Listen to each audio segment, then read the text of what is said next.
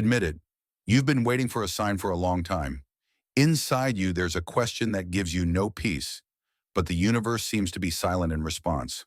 Or are you just afraid to hear the truth? Today, the silence will end. Fate has already sent you a message. It lies right in front of you, but only you can read it. Look at this table. Here are four closed channels of communication with your future. These are not just objects. These are four options for change that are already knocking on your door. One of these objects draws your gaze more strongly than the others, not because it's beautiful, but because inside, the answer your soul is already ready for is hidden.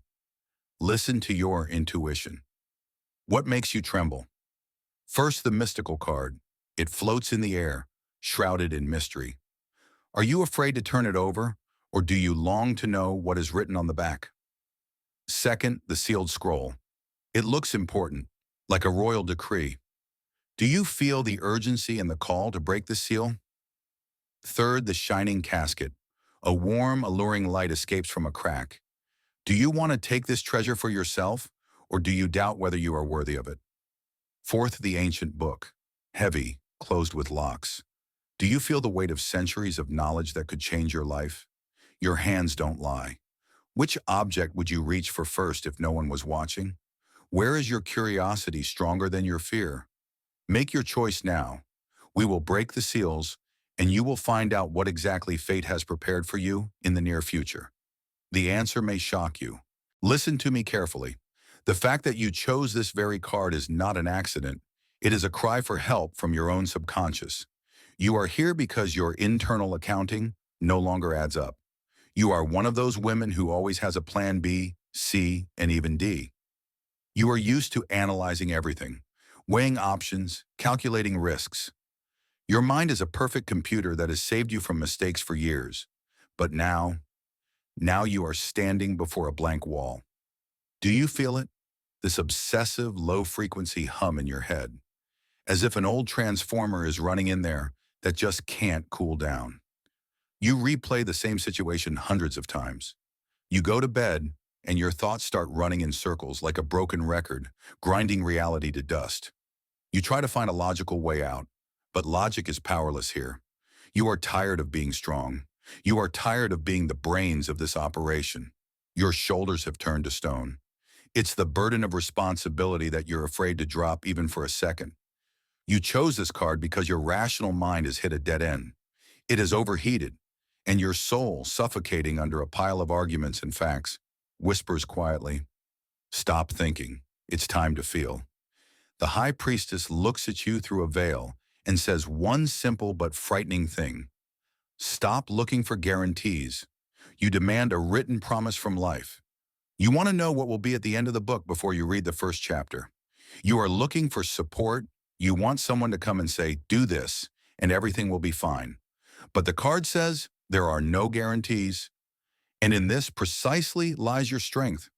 That anxiety that is now squeezing your solar plexus, that icy chill running down your spine when you think about the future, it is not a harbinger of disaster.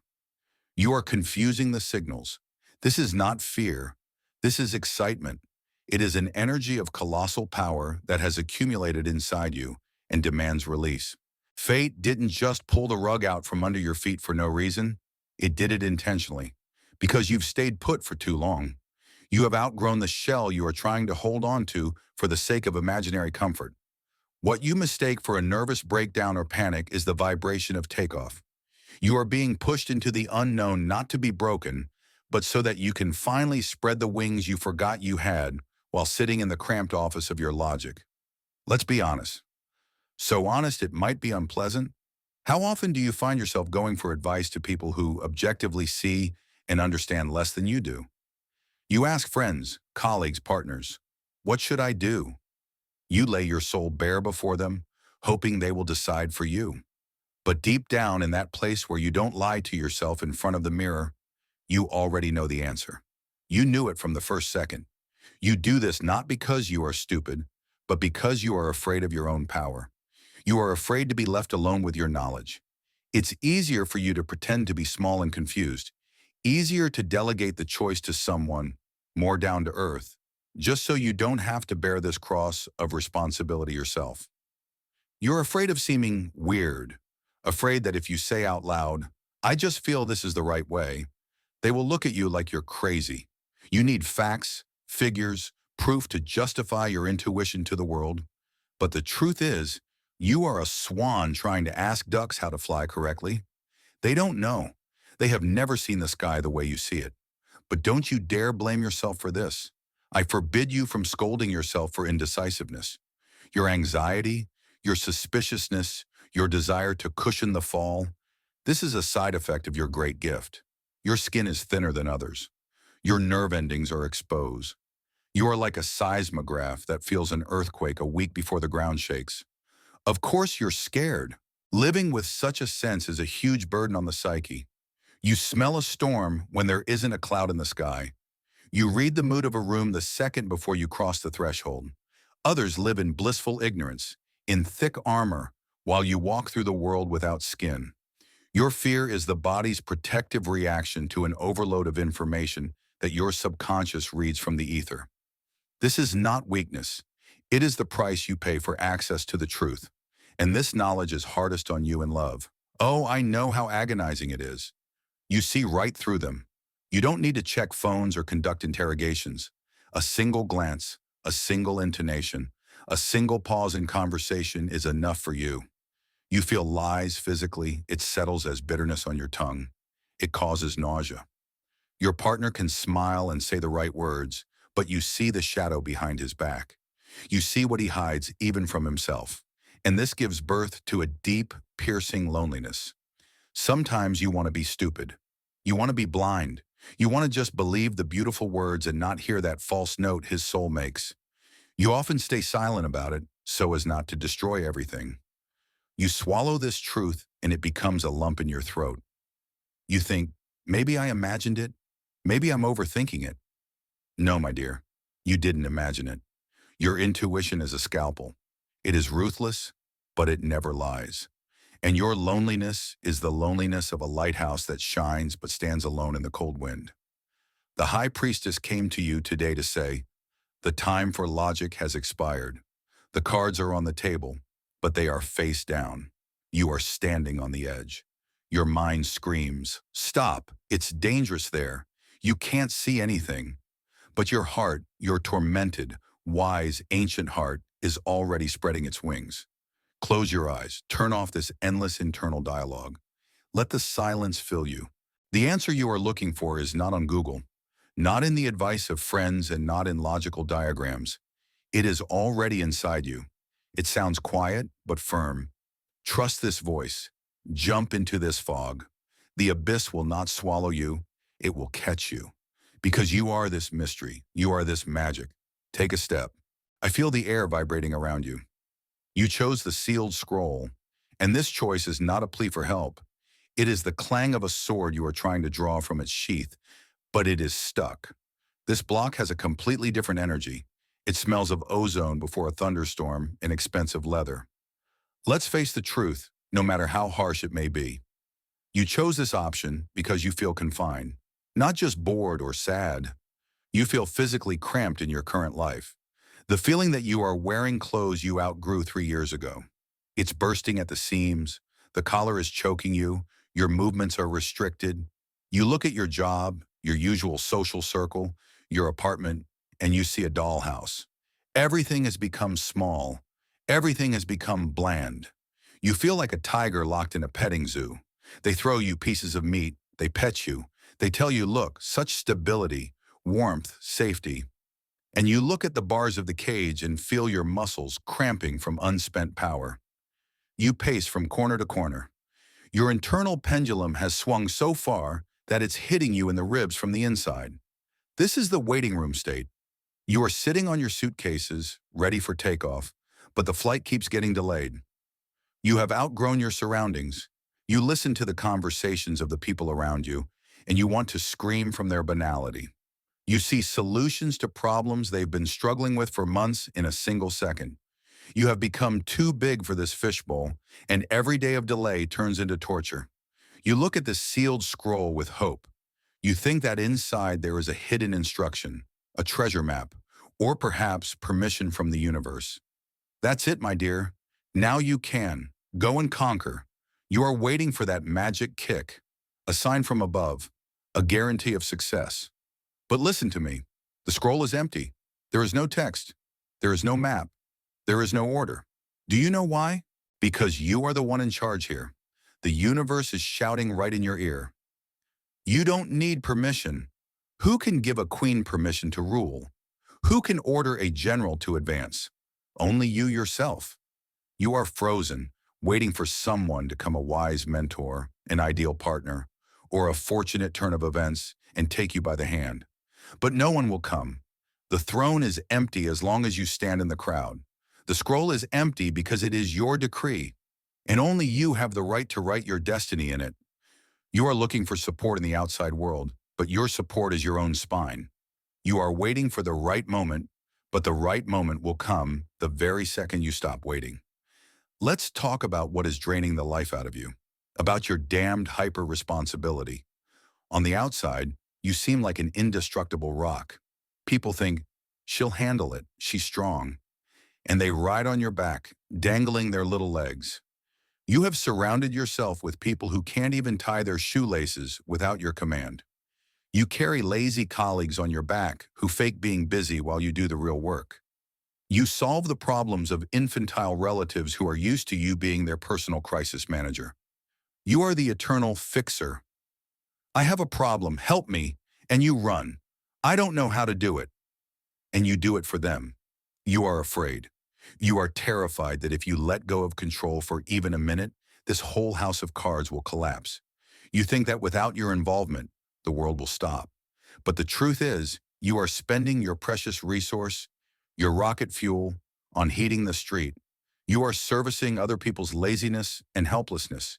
And for your dream, for the thing you truly came into this world for that, you only have the night and exhaustion left. You betray yourself every time you save someone who doesn't want to be saved. Lately, you've started noticing strange things about yourself. Outbursts of baseless aggression, irritation for no reason. It pisses you off how people chew, how slowly they walk, how stupid they are. You want to snap, to slam your fist on the table, to break dishes, and you blame yourself. I've become mean. My character's getting worse. I'm turning into a shrew.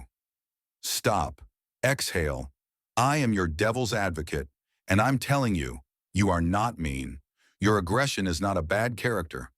It is the boiling energy of creation. Imagine a nuclear reactor running at full power, but the energy isn't being channeled anywhere. It starts to melt the walls of the reactor itself. Your anger is an indicator of your scale. You have been given so much power to build empires, write books, change the world. And you use this power to make soup and fill out reports in Excel. Energy that doesn't find an outlet in creativity, and power turns sour and becomes poison. Your anger is your soul's cry. Give me a job that fits my size. I want to create, not endure. It is a symptom of your greatness, which you are trying to stuff into a shoebox. And the deepest wound is your personal life, the drama of the strong woman. How many times have you caught yourself thinking, I want to be weak. I want someone to come and just decide everything for me, for someone to pick me up and hold me. But instead, life throws children at you. Men who need to be inspired, kicked, saved, healed, taught how to make money. You are a man in a skirt against your will. You put on your shining armor every morning because life is a battlefield. But in the evening, when you take it off, underneath is not steel. Underneath is living, tender, warm skin, covered in bruises from the weight of that metal. You dream of a partner, an equal, a king. But kings don't approach those who hold a shield and sword themselves. You radiate the vibration of, I'll do it myself. And this vibration repels those who are stronger than you and attracts those who need a mommy. It's a vicious circle. You become even stronger out of hopelessness, and your loneliness becomes even deeper, even if you are not alone in bed. The scroll lies before you. The wax seal is still intact. Right now, the universe is watching you with anticipation. Stop waiting for things to happen. Stop polishing your shackles and calling them stability.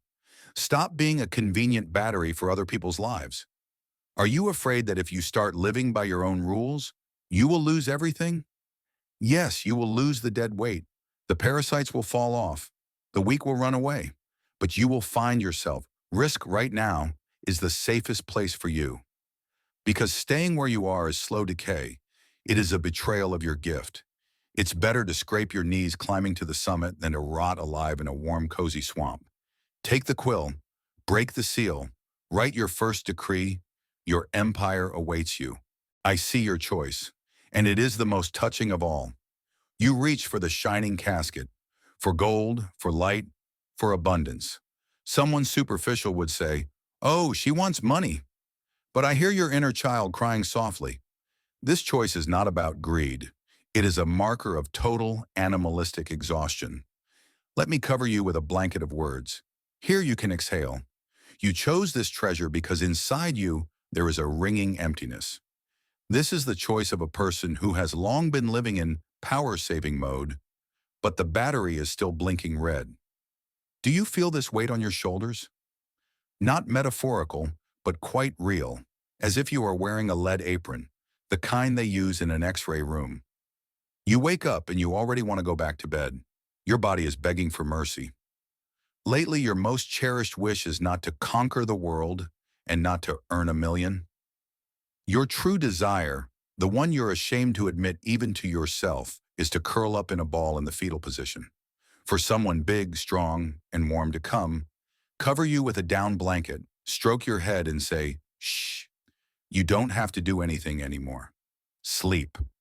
You chose the casket because you have an acute deficit of warmth. You have been strong for so long, have put on a brave face for so long, that your soul has frozen.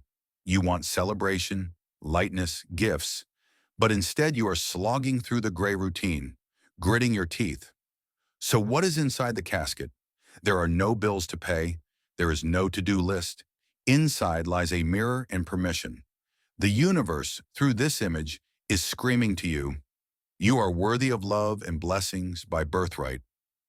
Listen closely to this. It sounds wild to you, I know. You are used to thinking that love is a salary, that rest is a reward that must be earned with blood and sweat, that you have the right to a pastry only if you first ate a bowl of tasteless porridge. But the casket opens with another truth. You don't need to earn the sun. You don't need to work off the air you breathe. Your value is not measured by your usefulness. You are not a home appliance to be valuable only while you are working. You are a child of the universe, and this casket is your inheritance. In it lies your right to pleasure, to doing nothing, to the luxury of being yourself without any conditions. But let's dig into the wound that prevents you from opening this casket in real life. You are a genius at giving. If there's a need to help, to give, to save, to give your last, you are the first. You will take out your soul, wrap it in beautiful paper, and hand it over. But when it's time to receive, you are paralyzed. Remember that feeling when someone gives you a compliment or an expensive gift, instead of joy, a knot in your stomach. Shame, the desire to refuse. "Oh, you shouldn't have. This is an old dress." Why did you spend the money? You don't know how to receive. Your soul's capacity for receiving is clogged with the garbage of guilt. You live with good girl syndrome, having forgotten that school ended long ago. You feel guilty for every hour of rest. If you are just sitting on the couch with a book, and the floor at home isn't washed, it eats you up inside. You think that if you are not suffering, not tired to the point of your knees trembling, you are useless. You only feel alive when you are a workhorse. You have forgotten how to be just a woman who enjoys the moment. You have forbidden yourself happiness, hanging a not deserved price tag on it. Please don't cry, or cry if you need to. But don't blame yourself for this inability. It's not because you are somehow wrong. It is a side effect of your incredible generosity. Your soul is a spotlight. You shine on everyone, children, husband, parents, friends, colleagues. You are a walking power plant for other people. You are so used to being a source for others that you've forgotten how physics works. For a light bulb to shine, it must be connected to the grid. But you are trying to shine on a residual charge, burning your own wires. Your ban on happiness is a distorted attempt to save resources for others. You are afraid to spend an extra drop on yourself because you think, what if they don't have enough? This is the self-sacrifice of a saint. But my dear, saints often end up as martyrs, and we need you alive and blooming. Your inability to receive has played a cruel joke on your social circle. Look around. Consumers cling to you. People who sense your inability to refuse like sharks sense blood. They come to you to eat. They dump their problems on you, take your energy, your advice, your time, and leave without even saying thank you. To them, you are a convenient function, a free psychologist, a shoulder to cry on, an ATM, a mother. You yourself have taught them that you are a bottomless well, but the casket is now closing its lid in front of their noses. Click. The shop is closed. Stop feeding parasites with your life force. Those who truly love you will stay, even if you stop being useful to them. And for those who fall away, good riddance. They were dead weight. Today, right now, I am giving you an assignment on behalf of the higher powers. Do something selfish. Go and buy yourself that thing you've wanted for a long time, but felt bad about spending the money on. That perfume, that massage course, that beautiful lingerie there's nowhere to wear. Just because. Not because it's a holiday, not because it's on sale, but because you are you. Allow yourself to be a bad girl who spends money on herself, not on repairs or family needs. Allow yourself to be lazy. Allow yourself to eat the most delicious apple from the bowl, not the one that has started to go bad. You're always finishing everyone's leftovers, I know. Open the casket and take your treasure. Your world will not collapse if you become happy. It will finally begin to shine. I bow to you. Your choice is the heaviest, but also the most noble. You walk past the gleam of gold, past the thrill of cards and the scrolls of power. You chose the ancient book, covered in dust, heavy, with yellowed pages. This choice is made only by old souls, those who have already lived for more than 1,000 years, even if their passport shows a date from the 20th century. Let's blow the dust off this tome and read what is written between the lines of your own life. You chose the book because you are an observer. Admit it. This feeling has followed you since childhood. The feeling of an invisible glass wall between you and the rest of the world. Remember any noisy holiday, office party, or get-together. Everyone is laughing, dancing, discussing some trivial things, who slept with whom, who bought what car. And you stand in the corner with a glass, smiling a polite, plastered-on smile. But inside you there is an icy desert. You are bored, mortally, unbearably bored. You look at this human bustle not as a participant, but as a spectator in a theater showing a very mediocre play. Or like an anthropologist observing the strange rituals of natives.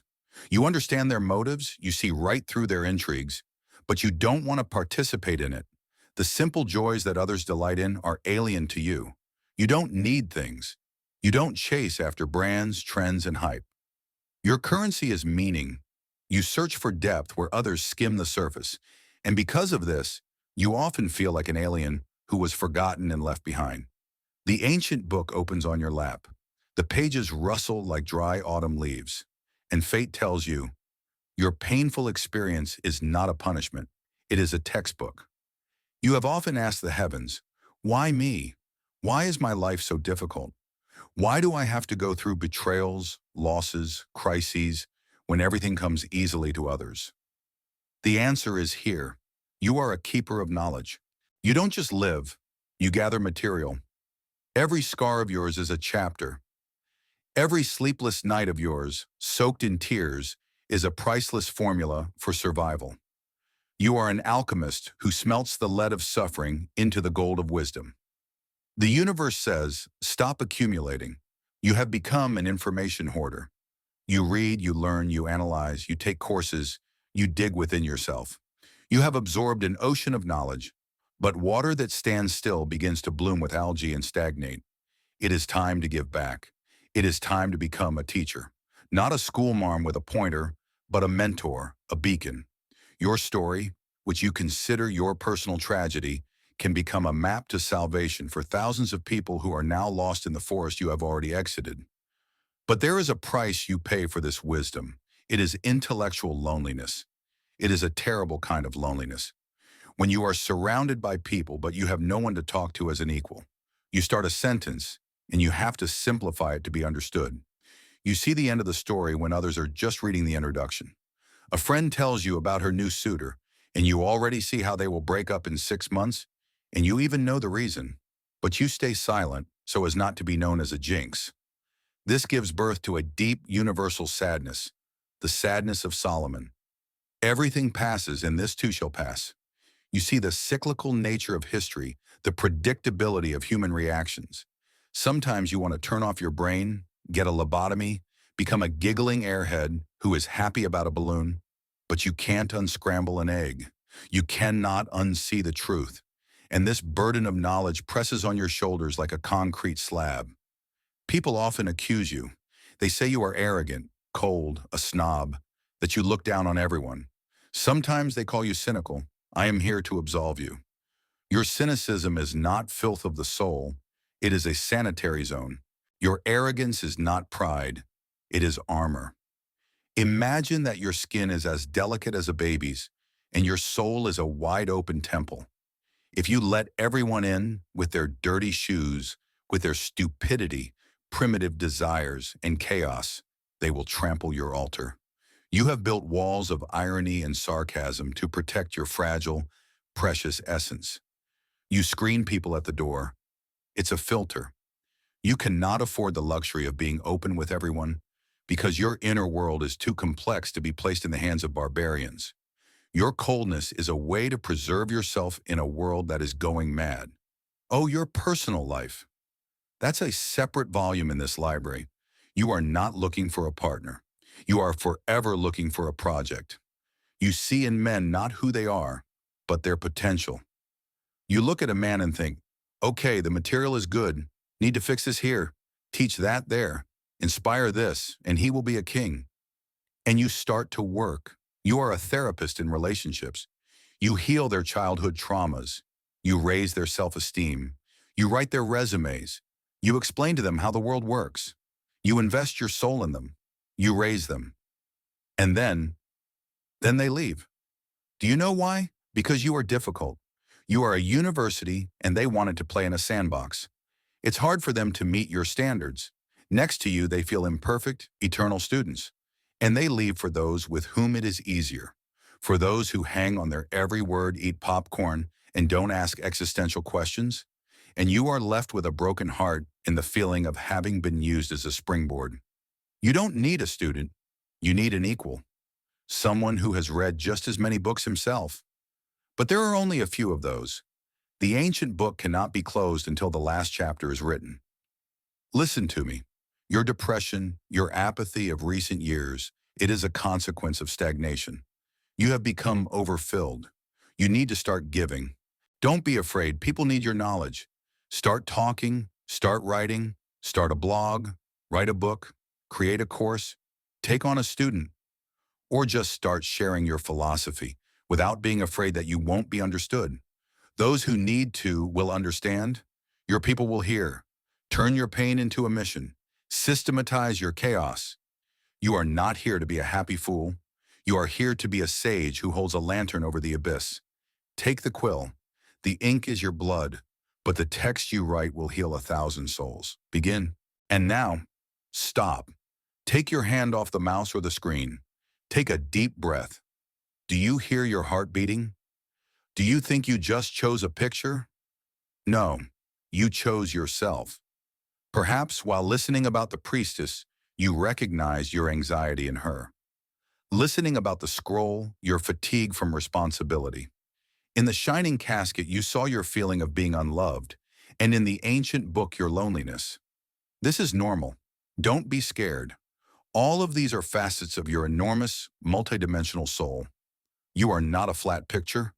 You are the mystic who senses lies, and the warrior tired of battles, and the little girl who longs for miracles, and the ancient sage who has seen eternity. It's just that today, at this very minute, one of these parts cried out louder than the others because it is in pain. and you heard this call. Remember the main secret. The magic is not in the chest, not in the cards, and not in the books. The magic is the hand that reached for them. The magic is the impulse that made you click on this video. I haven't told you anything new. Admit it. You already knew the answer, even before I opened my mouth. I just voiced what you have been hiding for years in the darkest corner of your subconscious. I just turned on the light in the room where you were sitting in the dark. Do you feel relief? As if a steel band around your chest has loosened? This is your power returning.